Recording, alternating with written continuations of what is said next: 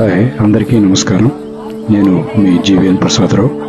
మా యొక్క 15 రోజుల తీర్థయాత్ర 5/5/25న చీరాల నుండి బయలుదేరి ఆ రాత్రంతా ప్రయాణం చేసి తెల్లవారేసరికల్లా మేము వరంగల్ జిల్లా యాదగిరిగుట్టకి చేరుకున్నాము. అక్కడ శ్రీ యాదగిరిగుట్ట లక్ష్మీనరసింహస్వామి యొక్క దర్శనం చేసుకుని మధ్యాహ్నం భోంచేసి మళ్ళీ ప్రయాణించి సాయంత్రం 6:30-7 గంటలకల్లా బాసర చేరుకున్నామండి, ఆదిలాబాద్ జిల్లా. అక్కడ శ్రీ జ్ఞాన సరస్వతి అమ్మవారి ఆలయంలో మేము వెళ్ళేసరికి పూజా హారతి జరుగుతూ ఉంది. మమ్మల్ని అందరినీ ప్రశాంతంగా ఆ గర్భగుడిలో కూర్చోబెట్టి పూజలు అవి చేసి హారతి ఇచ్చారు. అక్కడ ప్రశాంతంగా అమ్మవారి ఆశీస్సులు పొంది మళ్ళీ అక్కడి నుంచి బయలుదేరి రాత్రంతా ప్రయాణం చేసి మొట్టమొదటిగా మహారాష్ట్రలోని కృష్ణేశ్వర జ్యోతిర్లింగానికి చేరుకున్నాం. అక్కడ శ్రీ కృష్ణేశ్వర స్వామి యొక్క దర్శనం చేసుకుని ఆయన ఆశీర్వాదాలు పొంది మళ్ళా తిరిగి ఆ చుట్టుపక్కలే ఉన్నటువంటి అజంతా గుహలు చూడడానికి వెళ్ళాము. కానీ ఆ రోజు మంగళవారం అయినందువల్ల అది మూసివేసి ఉంది. ఇక చేసేది ఏం లేక ఆ మహారాష్ట్ర కృష్ణేశ్వర దగ్గరలోని చుట్టుపక్కల ఉన్నటువంటి ఉపాలయాలన్నింటినీ దర్శించాము. ఇది అందులోదే కృష్ణేశ్వర ఆలయం పక్కనే ఉన్నటువంటి తప్తకొండ అంటారంట దాన్ని, మరియు విశ్వకర్మ ఆలయాన్ని కూడా దర్శించాం.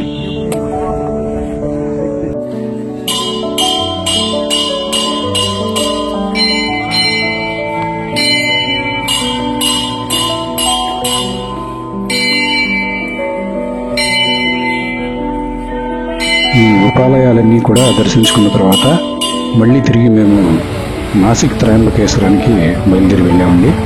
మేము వెళ్ళేసరికి అక్కడ చిరుజల్లులతో వర్షం స్వాగతం పలికింది. ఆ వర్షంలోనే ఆ చిరుజల్లులతో కూడిన ప్రశాంతమైన వాతావరణంలో చుట్టూ కొండల నడుమ ఉన్నటువంటి ఆ త్రయంబకేశ్వరుని మేము దర్శించుకున్నామండి. అక్కడ వాతావరణం చాలా ఆహ్లాదకరంగా ఉంది. ఇప్పుడు చూడొచ్చు మీరు నాసిక్ త్రయంబకేశ్వరుని యొక్క ఆలయంలోని లోపలి దృశ్యాలను మీరు చూడవచ్చు. భక్తులంతా కూడా చాలా పరవశత్వంతో ఆయన నామాన్ని జపిస్తూ ఆయన యొక్క దర్శనాన్ని చేసుకున్నారు. మేము కూడా చేసుకున్నాము. ఇదే నాసిక్ త్రయంబకేశ్వరుని యొక్క దివ్య రూపం. ఆ తర్వాత మా పర్యటనలో భాగంగా మేము షిరిడి మరియు శనిసింగనాపూర్ కూడా దర్శించామండి. అక్కడ సెల్ ఫోన్ విలువలేనందువల్ల వాటిని నేను చిత్రీకరించలేకపోయాను.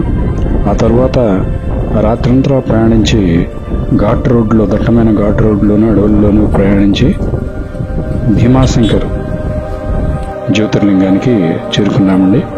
అక్కడ కూడా మాకు వర్షం స్వాగతం పలికింది. అక్కడ కూడా వాతావరణం చాలా ఆహ్లాదకరంగా ఉంది. చుట్టూ కొండలతోటి, దట్టమైన చెట్లతోటి చాలా ఆహ్లాదకరంగా ఉంది వాతావరణం. ఇదే చూడొచ్చండి, భీమాశంకర్ జ్యోతిర్లింగ దర్శనానికి వెళ్ళేటువంటి క్యూ లైన్ మార్గం ఇది.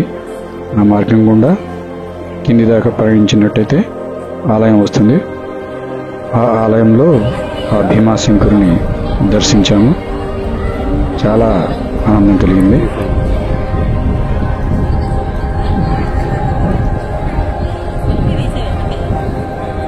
ఏం జుట్లో తీసే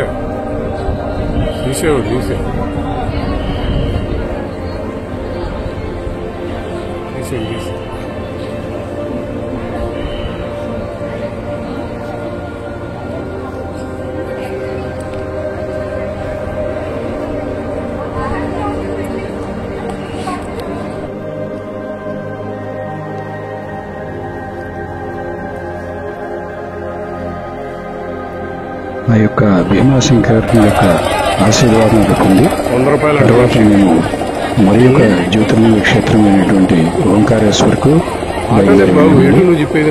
అక్కడ నదికి ఆవల ఒడ్డు ఉన్నటువంటి ఓంకారేశ్వరుని చేరడానికి చిన్న చిన్న లాంచీలలో భక్తులందరినీ కూడా తీసుకుని వెళ్ళి ఆ అవతల ఒడ్డున, నర్మదా నది యొక్క అవతల ఒడ్డున చేరుస్తున్నారు. మీరు ఆ దృశ్యాల్ని చూడవచ్చు. बाग मागत పెద్ద స్క్రీన్ పెట్టారే.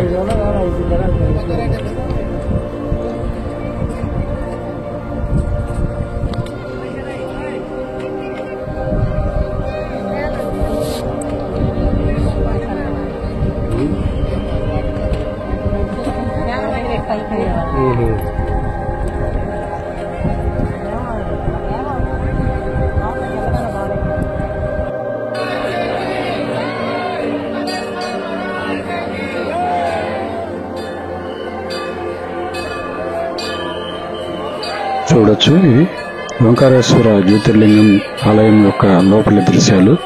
భక్తుల యొక్క జయ జయ ధ్వానాలతో ఆ ఓంకారేశ్వరుని దివ్య దర్శనాన్ని భక్తులు అనగా మేమందరం కూడా పొంది ఆయన ఆశీస్సులతో మళ్ళీ తిరిగి రావడం జరిగింది.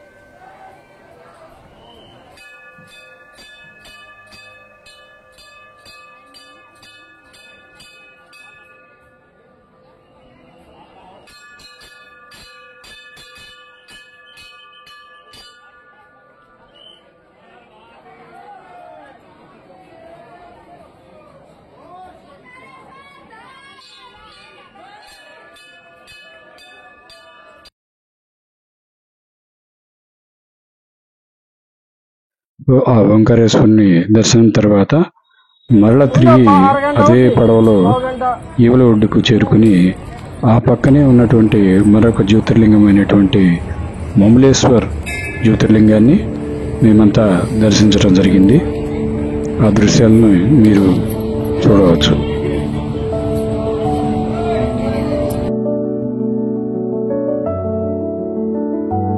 అటు పిమ్మట మేము ఉజ్జయిని క్షేత్రానికి బయలుదేరి వెళ్ళడం జరిగింది. ఆ ఉజ్జయిని క్షేత్రంలో మొట్టమొదటిగా ఉజ్జయిని కాళిక అమ్మవారి యొక్క దేవాలయాన్ని దర్శించడం జరిగింది. మేము అక్కడికి చేరుకునేసరికి అమ్మవారి యొక్క అలంకరణ మరియు హారతి ఇస్తూ ఉన్నారు. అది ఆ హారతి టయానికి మేము అక్కడ చేరుకోవడం మా అదృష్టంగా భావిస్తూ ఉన్నాం.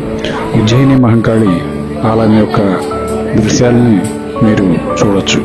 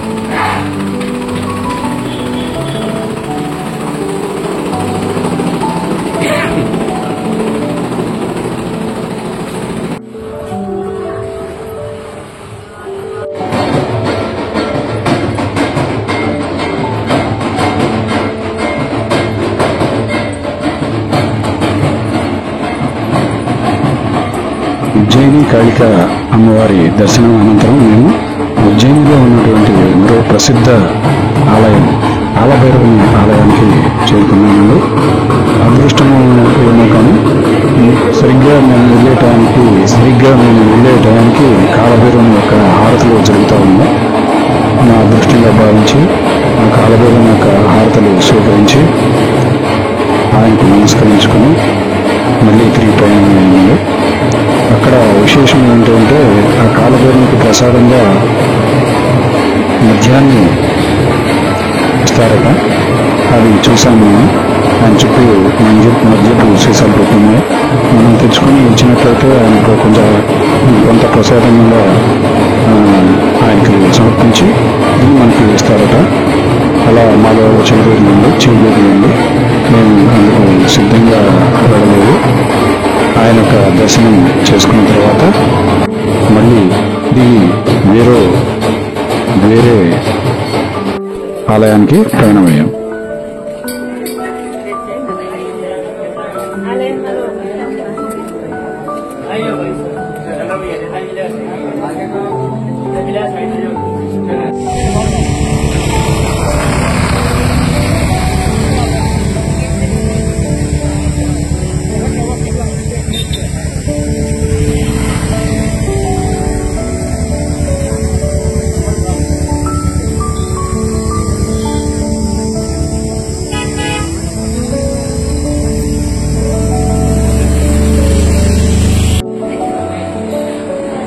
చూడాలని ఇది ఉజ్జయినిలో ఉన్నటువంటి మరొక ప్రసిద్ధ ఆలయము మంగళనాథ్ ఆలయం. ఈ ఆలయంలో ఎవరికైనటువంటి గ్రహ దోషాలు అంటే కుజదోషము అలాంటివి ఉన్నవారికంతా కూడా ఇక్కడ పూజాధికారులు నిర్వహించి వారి యొక్క దోష నివృత్తి కోసం పూజలు చేస్తూ ఉంటారంట. ఆ పూజలు పక్కగా చేస్తూ ఉండగా మేము గమనించాము. ఇక్కడ కూడా ఆయన యొక్క దర్శనాన్ని పూర్తి చేసుకుని మళ్ళీ తిరిగి వేరొక ఆలయానికి ప్రయాణమయ్యాము. ఈ మంగళనాథ్ ఆలయం కూడా చూడడానికి చాలా బాగా ఉంది. ప్రశాంతమైన వాతావరణంలో ఉంది ఆలయం.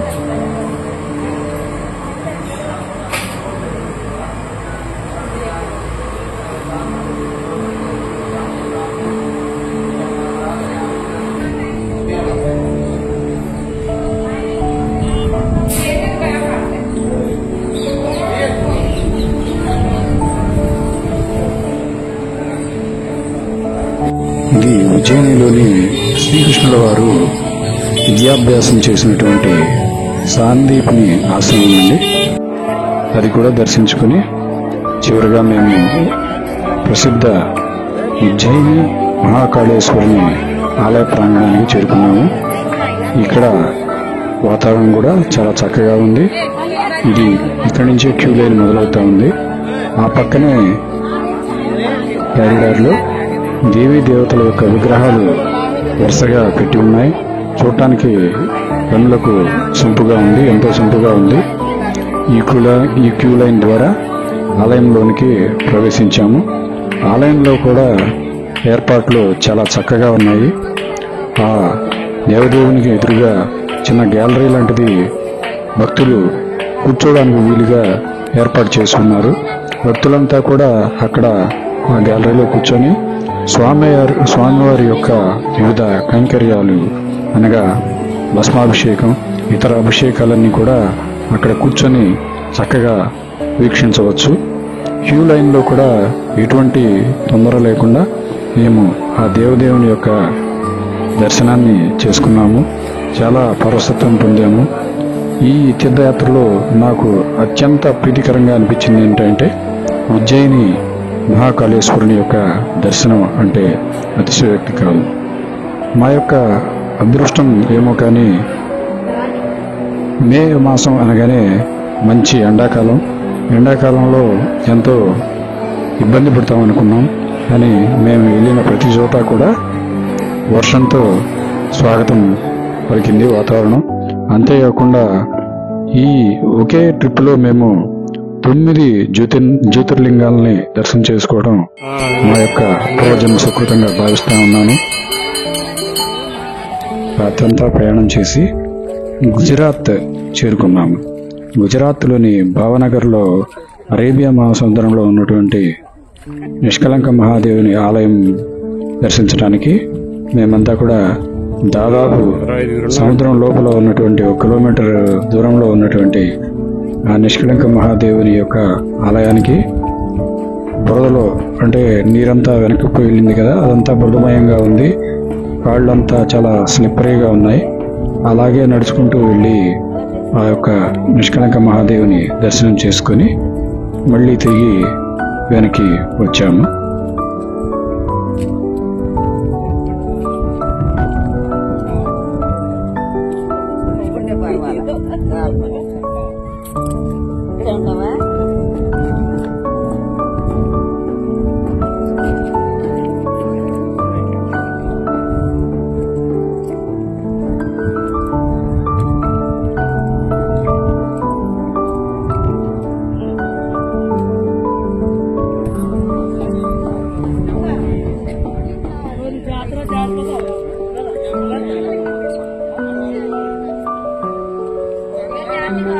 ఆ తర్వాత మేము ఆ గుజరాత్లోనే ఉన్నటువంటి ద్వారకాధీశుని మందిరాన్ని, ఆ తర్వాత బయట ద్వారకాని దర్శించుకున్నాము. అక్కడ సెల్ ఫోన్స్ ఎలో చేయనందువల్ల రికార్డ్ చేయలేదు. ఆ చివరిగా గుజరాత్లో సోమనాథేశ్వరుని మందిరాన్ని దర్శించాము. చాలా అద్భుతంగా ఉంది సోమనాథ్ దేవాలయము. చూడటానికి 2 కళ్ళు సరిపోలేదు, అంత అద్భుతంగా ఉంది. ఆ తర్వాత ఆ గుజరాత్లోనే ఉన్నటువంటి ఉపాలయాలను కూడా దర్శించడం జరిగింది. ఆ తర్వాత శ్రీకృష్ణుని యొక్క నిర్యాణం చెందిన ప్రదేశంగా చెప్పబడుతున్నటువంటి ప్రాంతాన్ని కూడా మేము దర్శించడం జరిగింది. ఆ ప్రదేశం అంతా కూడా చాలా ప్రశాంతంగా, ప్రకృతిమయంగా చాలా అద్భుతంగా అనిపించింది చూడడానికి.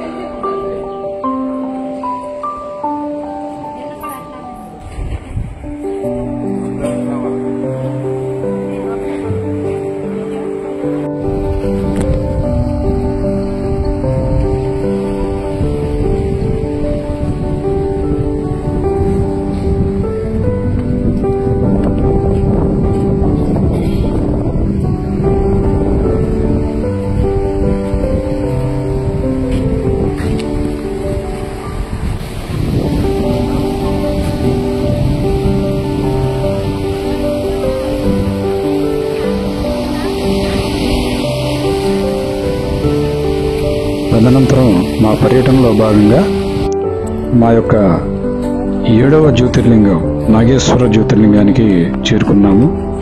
ఈ ప్రాంతం కూడా, ఆలయ ప్రాంగణం అంతా కూడా చాలా సుందరంగా ఉంది. లోపల ఆలయం యొక్క లోపల భాగాన్ని, అంతరాలయం యొక్క భాగాన్ని మీరు చూడొచ్చు. అక్కడ కూడా ప్రశాంతంగా ఆ నాగేశ్వరుని యొక్క దర్శనం పొందాము.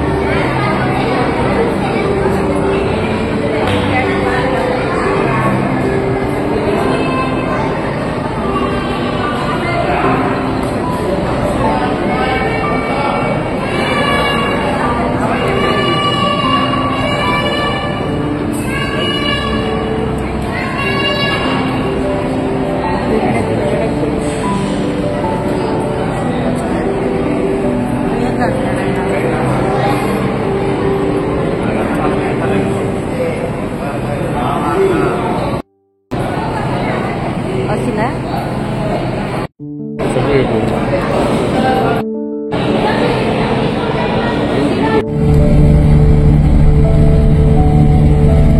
గుజరాత్ ఫిషింగ్ హార్బర్ యొక్క దృశ్యాలను మీరు చూడొచ్చు.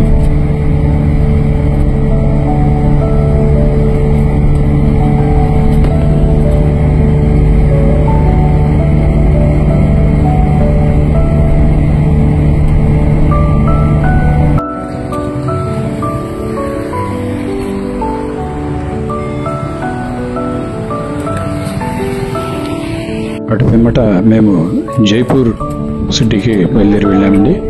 జైపూర్లోని వైష్ణోదేవి ఆలయం అని చెప్పబడే ఆలయానికి మేము రోప్వే ద్వారా కొండపైన ఉన్నటువంటి ఆలయానికి చేరుకున్నామండి. అక్కడ చిన్న దేవాలయము, వైష్ణోదేవి ఆలయంగా చెప్పబడే ఆలయము ఒకటి ఉంది. అది ఎత్తైన కొండ మీద ఉంది. అక్కడి నుంచి చుట్టూ చూసినట్టయితే కొండలతో, ఎత్తైన పర్వతాలతో నిండి ఉంది. ఆ కొండలపై నుండి మనం చూసినట్లయితే అక్కడ జైపూర్ సిటీ మొత్తం కనిపిస్తూ ఉంది. ఈ వీడియోలో మీరు అది గమనించవచ్చు.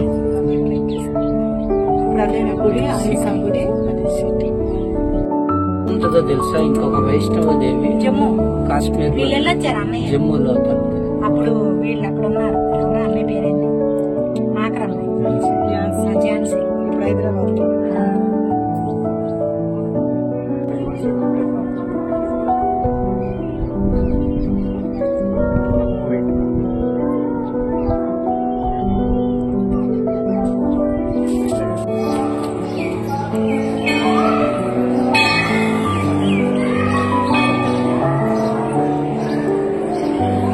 ఇక్కడే ఆ కొండ దిగువ భాగాన ఉన్నటువంటి జైపూర్లోని ప్రసిద్ధ హనుమాన్ ఆలయానికి మేము వచ్చాము.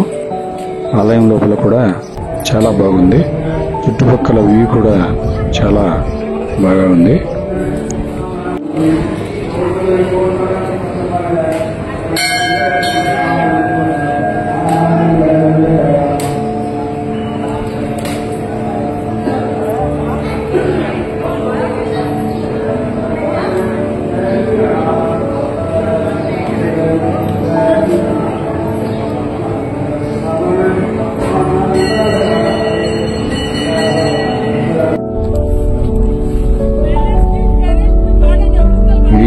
జైపూర్లోని జల్ మహల్. ఇప్పుడు అందులోకి ప్రవేశం లేదంట. అందువల్ల మేము బయట నుండే ఆ జల్ మహల్ని వీక్షించాము.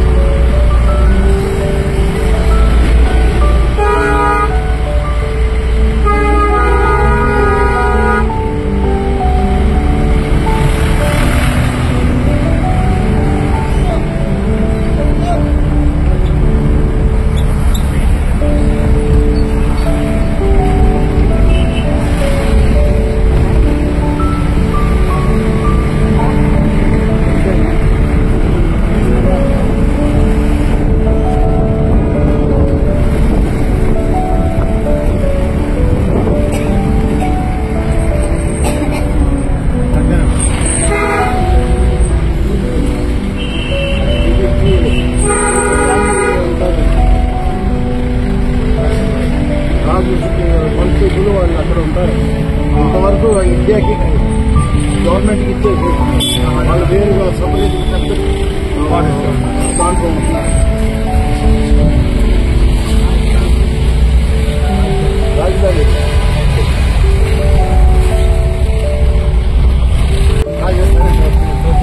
ఆడవాళ్ళకి లంగా లాంటి దెబ్బలు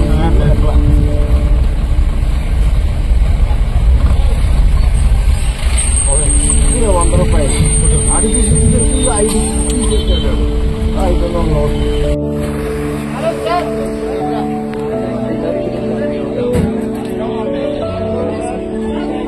పిమ్మట జైపూర్లోని అంబర్ కోటకు మేమంతా బయలుదేరి వెళ్ళాము. ఈ కోటలను పెద్ద పెద్ద రాజప్రసాదాలను మనం ఏదో సినిమాల్లో కానీ పుస్తకాల్లో కానీ చూడడం జరుగుతుంది. ఇలా డైరెక్ట్గా చూడడం చాలా మందికి ఇదే మొదటిసారి. చాలా ఆశ్చర్యకరంగాను చాలా అద్భుతంగాను అనిపించింది. లోపల విశాలమైనటువంటి ప్రాంగణాలు, రాజప్రసాదాలు, విశాలమైనటువంటి మైదానం లాంటి ప్రదేశాలు చాలా ఉన్నాయి. రాజుల యొక్క గదులు, రాణివాసాలు అవన్నీ కూడా లోపల ఎంత చూసినా కూడా చూసిన కొద్దీ ఇంకా వస్తానే ఉన్నాయి. అంత విశాలంగా ఉంది ఈ కోట. చూడొచ్చు మీరు ఈ వీడియోలో.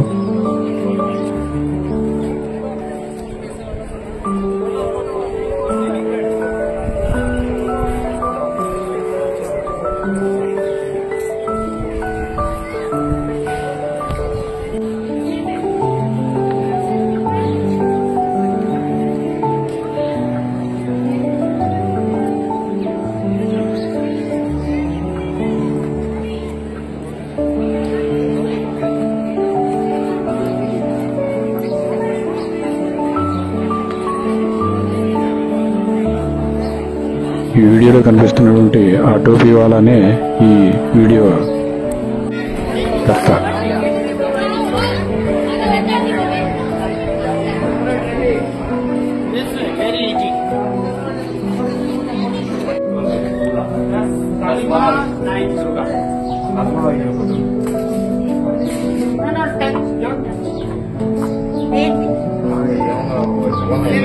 ఆ దర్వాజా అంతా కూడా వెండితో తయారు చేసిందట.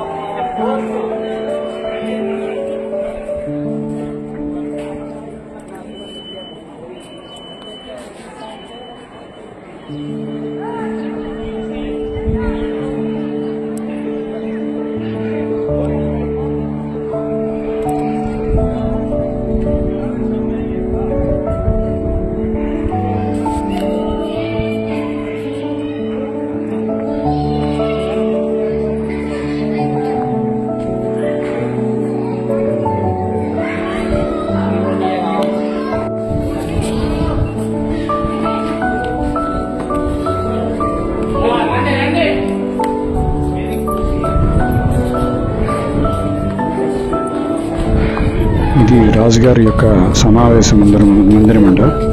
మంత్రులు, సేనాలు, ఇతరులు ప్రజలంతా కూడా కింద కూర్చుంటారంట. ఆ సమావేశ మందిరంలో రాజులు, మంత్రులు, సేనాలు, ఇతరులు కూర్చుంటారట.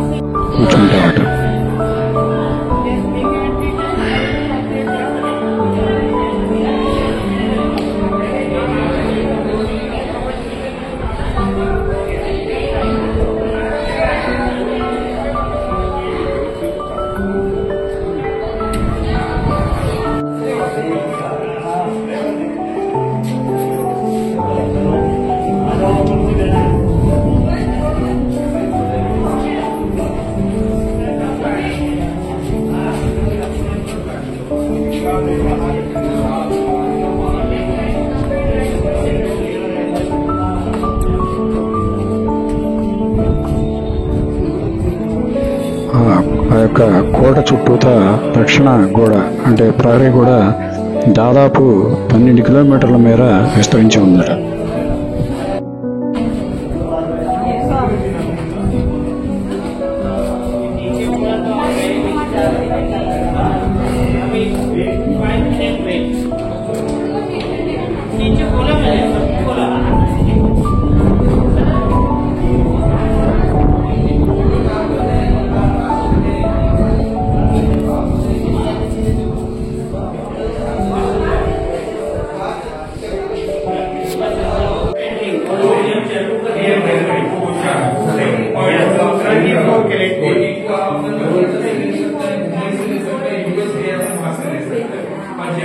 ఎటువంటి కెమికల్స్ కలపకుండా వాడినటువంటి ఆ రోజుల్లో వాడినటువంటి కలర్స్తో ఈ చిత్రాలను వేయటం జరిగిందట.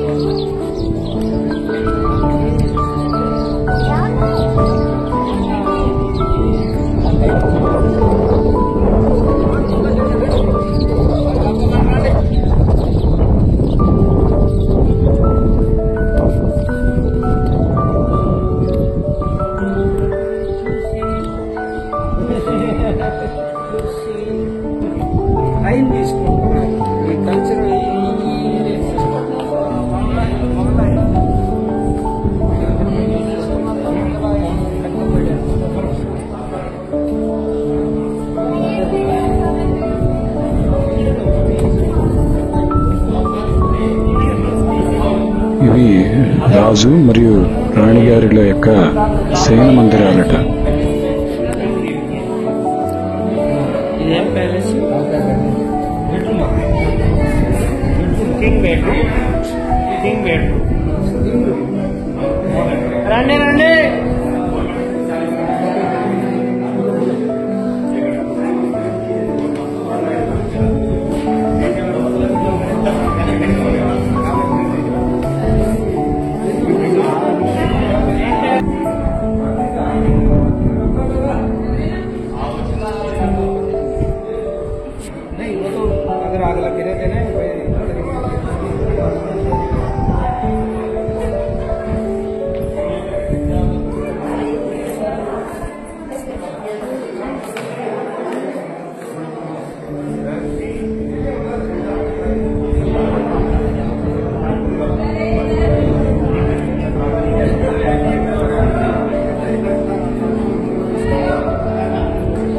ఇటువంటి అద్భుతమైనటువంటి కట్టడాలను, రాజుల యొక్క కోటలను చూడటం ఇదే ప్రప్రథమం.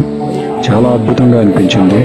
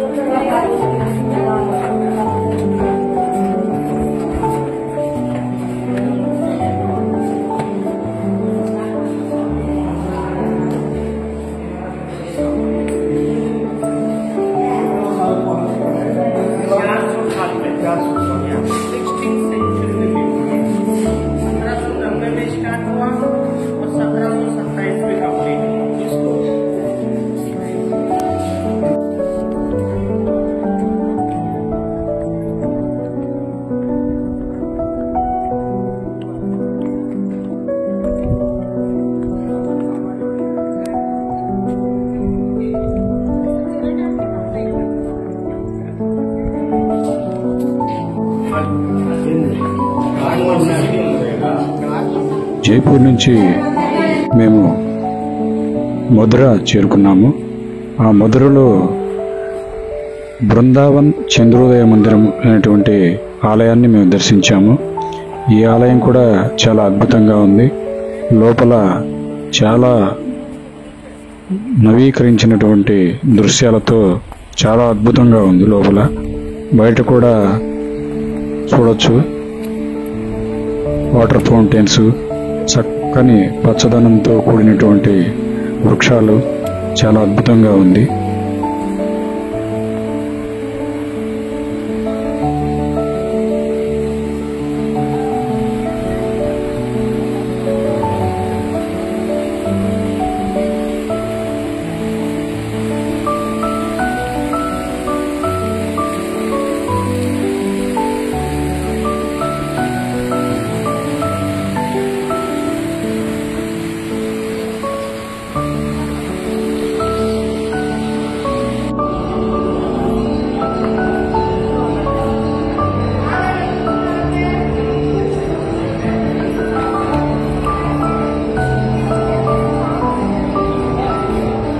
అదే మధురలో శ్రీకృష్ణుని జన్మస్థాన్ మందిరాన్ని కూడా మేము దర్శించడం జరిగింది.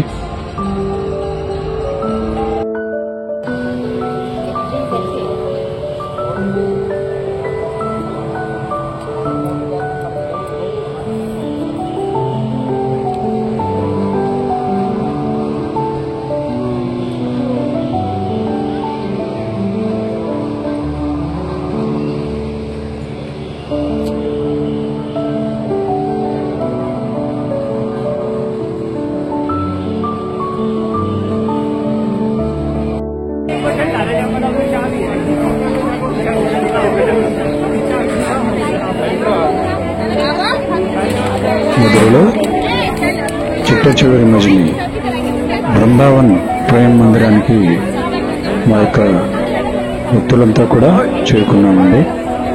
ఆ బృందావన్ ప్రేమ మందిరం యొక్క అందాన్ని ఏమని వర్ణించాలో తెలియడం లేదు. అంత అద్భుతంగా ఉంది అక్కడ వాతావరణం. చెప్పాను కదా, మేము ఎక్కడికి వెళ్ళినా కూడా చిరుజల్లులతో ఆ ప్రకృతి మాకు ఆహ్వానం పలుకుతా ఉంది. అక్కడ కూడా చిరుజల్లులు పడ్డాయి. ఎంత ఆహ్లాదకరంగా ఉందంటే వాతావరణం అంత ఆహ్లాదకరంగా ఉంది అక్కడ. ఆ వాతావరణంలో నిజమైన బృందావనం అక్కడ కొలువై ఉందా అన్నట్లుగా అక్కడ దృశ్యాలు ఉన్నాయి, చూడొచ్చు మీరు.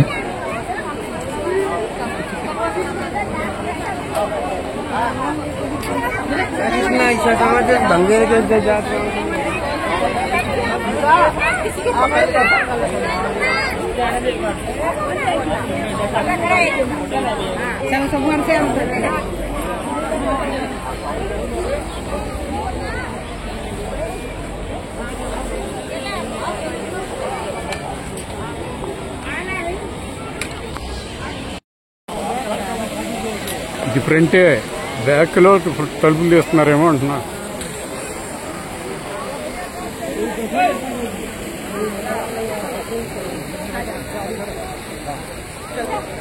అంత రష్గా ఉంది ఇప్పుడు. మేము తగ్గిపోయింది. వచ్చేసారు.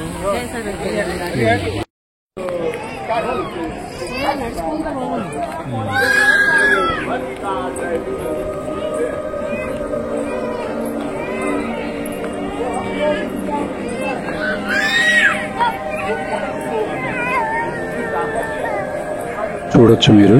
ఆ బృందావనంలో శ్రీకృష్ణుల వారు జరిపినటువంటి వివిధ ఘట్టాలను వివరించే సన్నివేశాలను అక్కడ కళ్ళకు కట్టిపడేసినట్లుగా ఆ దృశ్యాలను అక్కడ అమర్చిన విధాన్ని మీరంతా గమనించవచ్చు. మేము అలా చూసుకుంటూ ఆ ఆలయం చుట్టూ తిరిగేసరికి రాత్రి అయింది. ఆ రాత్రి సమయంలో ఆ వెలుగుల జిలుగుల్లో ఆ బృందావనం, ఆ ప్రేమ మందిరం చాలా అద్భుతంగా కనిపించింది, గమనించవచ్చు.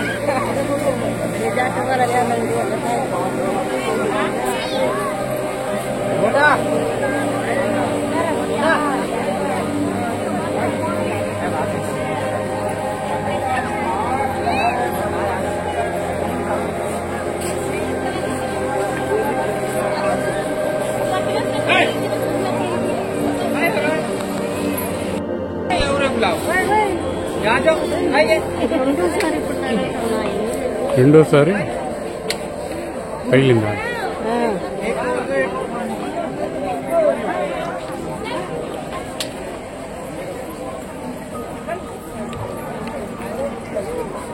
ఈ బృందావన ప్రేమ మందిరాన్ని చూడడానికి 2 కళ్ళు సరిపోలేదంటే అతిశయోక్తి కాదు. అలాగే వర్ణించడానికి మాటలు కూడా సరిపోవడం లేదు. ఆ ప్రాంతమంతా కూడా పేరుకు తగ్గట్టుగా ప్రేమమయంగా అనిపించింది. జగమంతా కూడా ఇలా ప్రేమతత్వంతో నిండి ఉంటే చాలా బాగుంటుంది అని అనిపించింది. ఆ ప్రాంతం చూడగానే చూడొచ్చు మీరు ఆ దృశ్యాలను.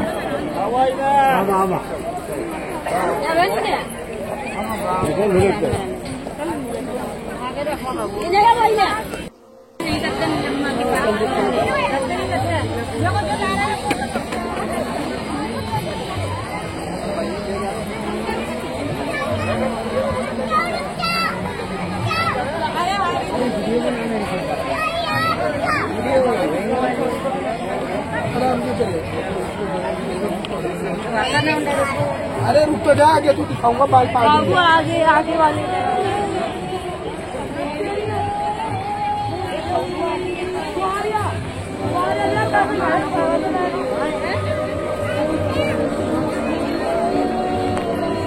భలే ఉండేది బొమ్మల మనుషులు ఉన్నట్టే ఉండాలి.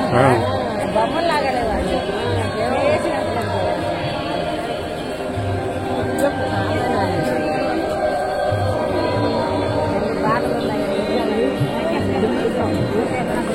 ముందు నుంచి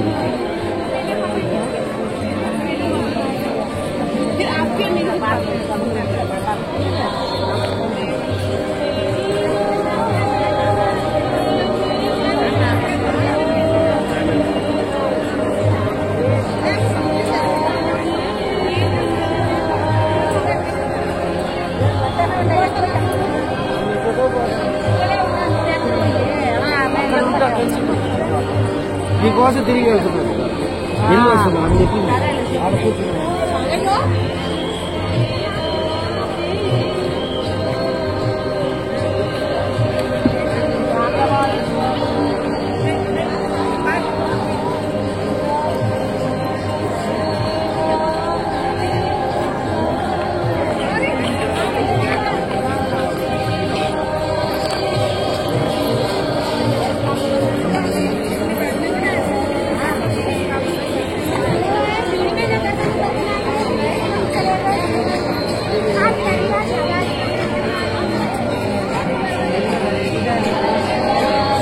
వచ్చారా?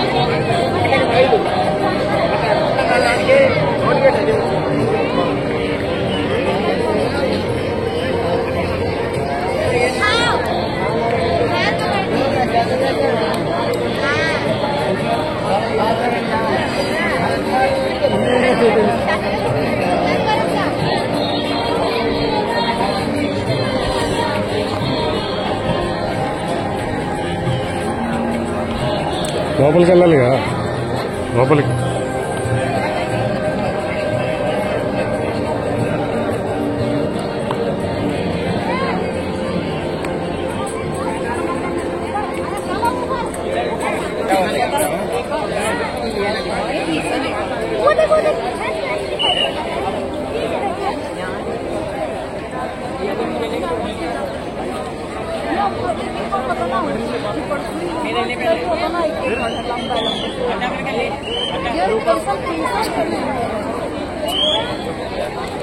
ఇట్లా అక్కడ కూడా గిరి ప్రదక్షిణ ఇట్లా అక్కడ కొండ ఉంటుంది, ఇట్లా సెట్టింగ్ ఉంటుంది, అది చూసి దాని చుట్టూ తిరిగి రావాలి.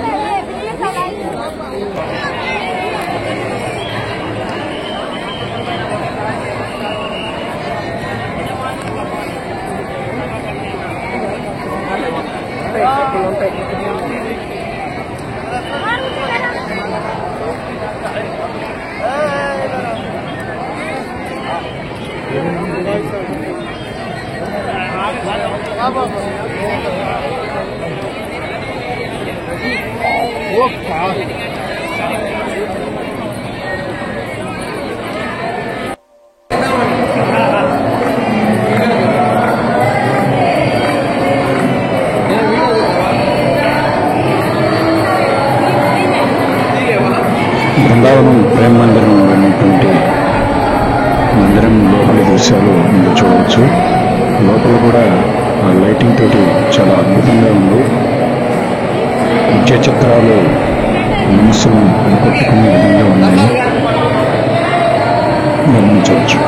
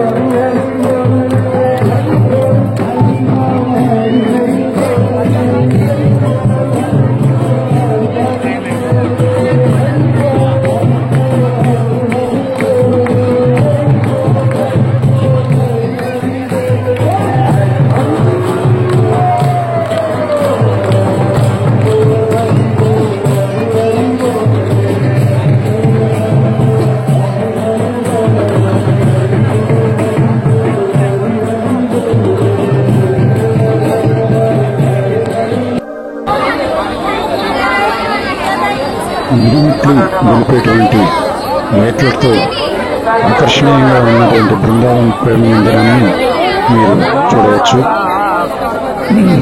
ఇక్కడ నిజంగానే ఈ మందిరాన్ని చూడాలంటే 2 కళ్ళు సరిపోవడం లేదు, అంత అద్భుతంగా ఉంది.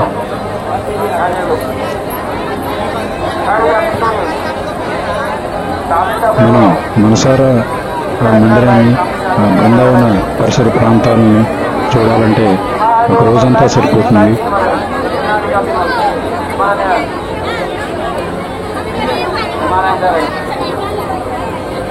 ఆ తర్వాత రాత్రంతా ప్రయాణం చేసి మేము ఆగ్రా చేరుకున్నాము. ఆగ్రాలోని తాజ్మహల్ను దర్శించడానికి మేమంతా బయలుదేరి వచ్చాము. ఇది తాజ్మహల్ యొక్క ఎంట్రన్స్.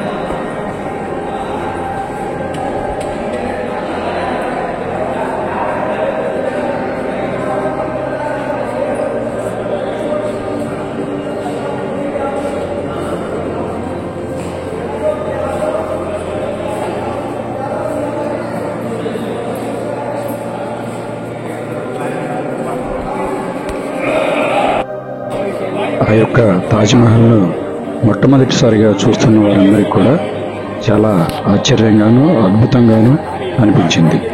ఆ పాలరాతి నిర్మాణం మరియు అక్కడికి వచ్చినటువంటి విదేశీయులు, ఆ తాజ్మహల్ని చూడడానికి వచ్చినటువంటి విదేశీయుల్ని చూస్తున్నప్పుడు కూడా చాలా ఆశ్చర్యానికి లోనయ్యారు.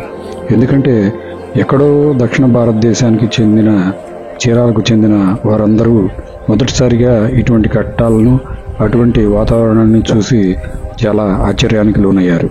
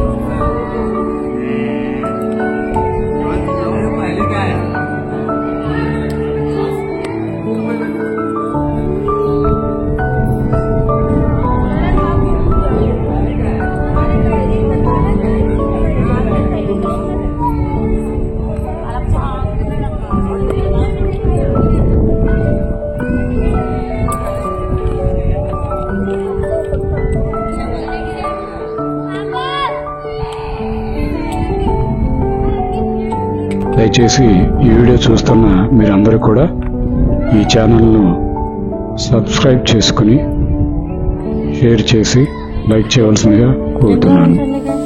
అలా మా యొక్క ప్రయాణం తాజ్మహల్ చూసిన తర్వాత అయోధ్య రామ మందిరానికి మేము బయలుదేరి వెళ్ళామండి.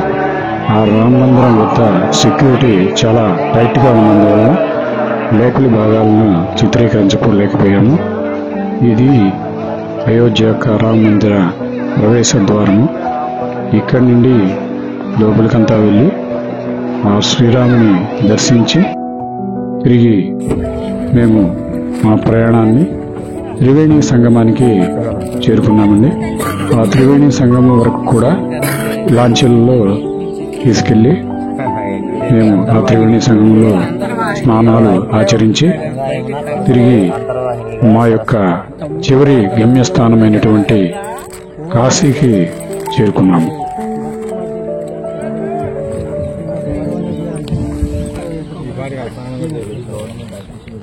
ఇప్పుడు ఏంటంటే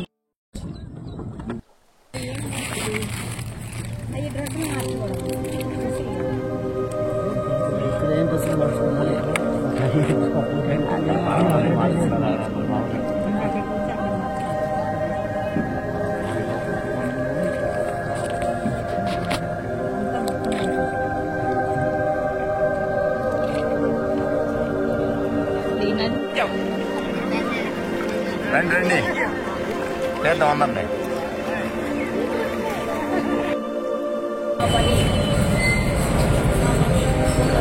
ఇవి కాశీ పురవీధులు. ఆ పురవీధుల్లో నడుచుకుంటా మేము ఆ కాశీ విశ్వనాథుని దర్శనానికి బయలుదేరి వెళ్ళాము. మొట్టమొదటిగా మేము ఉదయం 5:30 గంటలకి ఆ యొక్క అయోధ్యలో వచ్చేసి వారాహి అమ్మవారి యొక్క దర్శనానికి మేము బయలుదేరి వెళ్ళడం జరిగింది. ఈ వీడియో ప్లే అవుతా ఉంది. ఇది రామ మందిరం యొక్క ప్రవేశ ద్వారము ఒక వీడియో ఇది. తరువాత ఆ శ్రీరాములు వారి దర్శనం చేసుకుని ఆ దివ్య మందిరాన్ని వీక్షించి మేము కాశీకి బయలుదేరి వెళ్ళడం జరిగింది. ప్రయాగరాజులో సంగమ స్నానం ఆచరించి ఇందాక చెప్పినట్టుగా కాశీలో శ్రీ వారాహి అమ్మవారి దర్శనం కోసం క్యూ లైన్లో మేము నిలబడి ఉన్నాము. ఉదయం 7 గంటల నుంచి 9 వరకు అమ్మవారి దర్శనం లభ్యమవుతుందంట. మేము 5:30, 6 గంటల నుంచే క్యూ లైన్లో వేచి ఉన్నాము. చక్కగా వారాహి అమ్మవారి దర్శనం చేసుకుని ఆ తరువాత ఇతర ఆలయాలను అంటే అన్నపూర్ణాదేవి ఆలయాన్ని, తర్వాత కాలభైరవ ఆలయాన్ని వాటన్నిటినీ దర్శించుకొని గంగలో స్నానమాచరించి ఆ కాశీ విశ్వేశ్వరుని దివ్య దర్శనాన్ని పొంది మేము ఒకరోజు ఆ కాశీలో నిద్ర చేసి తిరిగి మా తీర్థయాత్రను ముగించుకొని తిరిగి మా స్వస్థలాలకు బయలుదేరి రావడం జరిగింది. అలాగే ఆ మార్గ మధ్యంలో ఉన్నటువంటి చిట్ట చివరిగా అన్నవరం సత్యనారాయణ స్వామి వారి దర్శనాన్ని చేసుకుని మళ్ళీ తిరిగి రాత్రి దాదాపు 18 రోజుల తర్వాత మేము మా యొక్క స్వస్థలాలకు చేరుకున్నాము. ఈ యాత్ర మాకు అనేకమైనటువంటి అనుభవాలని, అద్భుతమైనటువంటి జ్ఞాపకాలని అందించింది. ఇది కాశీ విశ్వనాథుని యొక్క ఆలయము, కాశీ విశ్వనాథుని దర్శనము, అన్నవరం దేవస్థానం. ఈ వీడియోని వీక్షించే వారు